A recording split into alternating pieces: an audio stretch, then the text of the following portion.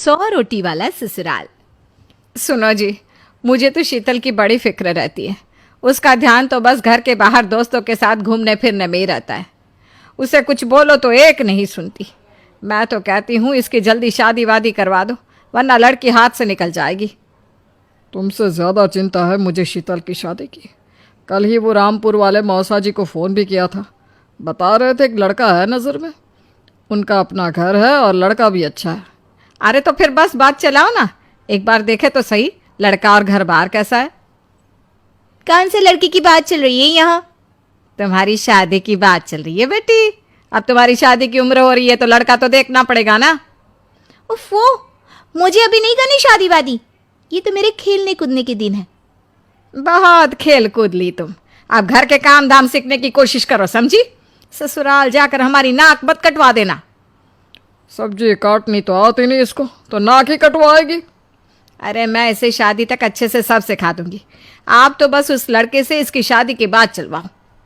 कुछ दिनों बाद कुणाल और उसकी माँ शीतल को देखने घर आते हैं। कुणाल दिखने में बड़ा ही स्मार्ट होता है। शीतल तो उसे देखती ही रह जाती है। देखो जी, हमारी कोई डिमांड तो है नहीं, बस हम चाहते हैं कि लड़की घरेलू हो, घर के सारे कामकाज संभाल ले।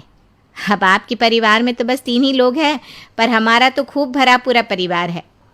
बाकी हमें लड़की के घूमने फिरने दोस्तों से मिलने से कोई दिक्कत नहीं है। घर का काम करने के बाद जो चाहे सो करे। अरे वाह, ये तो इतने बढ़िया लोग हैं।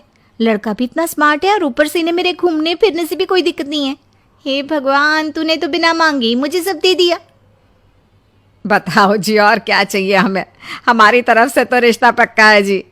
बस फिर तो हंसी खुशी शीतल और कुणाल की शादी हो जाती है। शीतल मन ही मन बड़ी खुश होती है और उसी खुशी के साथ वो अपने ससुराल में कदम रखती है। आओ बहू, तुम्हारा अपने ससुराल में स्वागत है। ये मिलो अपने परिवार से। ये तुम्हारे ससुर जी, तुम्हारी ननद सुनीता और गीता, सुनीता के पति राजेश और उनके 2 बच्चे राजू और चिंटू। ये ना हमारे साथ यहीं रहते हैं। ये तुम्हारी दादी सास हैं और बाकी लोग अभी बाहर गए हुए हैं। इतने सारे लोग, ये सब यहीं रहते हैं इस घर में? अरे अभी तो मेरे देवर देवरानी और उनके 3 बच्चे यहाँ नहीं है। उसके मायके में भी शादी थी ना, तो बस वहीं गई है। कल तक आ जाएंगे। हे भगवान, ये घर है या धर्मशाला? ये सब एक साथ इस घर में कैसे रहते हैं? मुझे तो पता ही नहीं था इनका इतना बड़ा परिवार है। अब समझी कि कोई डिमांड क्यों नहीं की इन्होंने।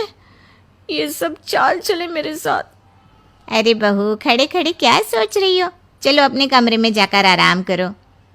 जी माँ जी। अगले दिन शीतल का ससुराल में पहला दिन होता है। शीतल रसोई में जाकर सबके लिए खीर बनाने लगती है। तभी उसके ननद सुनीता आती है। अरे वाह भाभी, आज क्या बना रही हो? बस दीदी, आज वो पहली रसोई है ना, तो खीर बना रही थी। अरे भाभी, ये खीर वीर रहने दो। घर में 4 लोगों को शुगर है और कुछ लोग मीठा ही नहीं खाते। आप ना सीधा खाना ही बना दो। क्या फ़र्क पड़ता है मीठा बने या नमकीन? बस बहू के हाथ की पहली रसोई होनी चाहिए ना। जी दीदी, तो फिर मैं खाना ही बना देती हूँ। आप बता दो खाने में क्या बनेगा? बस सिंपल सी कोई सब्जी बना दो, जैसे आलू गोभी या आलू मटर, और उसके साथ रोटियां सेक दो। हमारे परिवार में अब तुम्हें मिलाकर पूरे 20 लोग हो गए हैं। 15 बड़े और 5 बच्चे। बड़ों की 6-6 और बच्चों की 2-2 के हिसाब से रोटी बना देना। चलो मैं चलती हूँ, सब देख लेना। हाँ, बड़ों की 6-6 रोटी, मतलब कि 15 लोगों की 90 रोटियाँ, और बच्चों की 2-2 रोटी, मतलब 5 बच्चों की 10 रोटियाँ।